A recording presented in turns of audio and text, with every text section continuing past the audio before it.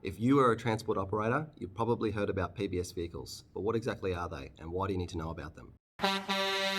On average, PBS vehicles have an improvement in productivity between 15 and 30% and are involved in 46% fewer major crashes per kilometre travelled when compared to conventional vehicles. More and more operators are now updating their fleets with modern PBS vehicles. So if you're a transport operator and aren't aware of this, you could be losing your competitive advantage in the industry. So what is a PBS vehicle? As stated by the National Heavy Vehicle Regulator, PBS-approved vehicles are designed to perform their tasks as productively, safely and sustainably as possible and to operate on networks that are appropriate for their level of performance. But what does this really mean?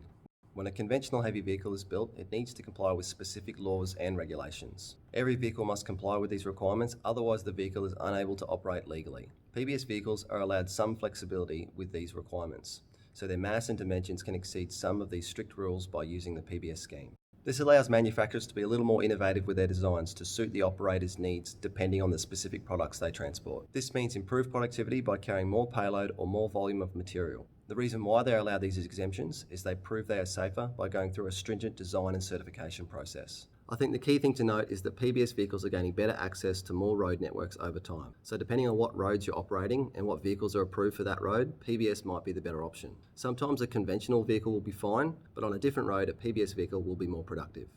Let's look at an example where a PBS vehicle has major productivity benefits over other vehicles. For a few years now, PBS A doubles have now been able to travel on the highway from Toowoomba to the Port of Brisbane. For companies transporting solely 40-foot containers, they've been able to use an A double that can transport two 40-foot containers compared with a semi-trailer that can only transport one container. So instead of doing two trips, you're only completing one. This means saving fuel, tyre wear and driver wages. Now the difference between a conventional 30-metre A double and a 30-metre PBS A double is that its performance has been proven to be as safe as a B double. That's the reason the Toowoomba to the Port of Brisbane route has been approved for these vehicles. So there you go.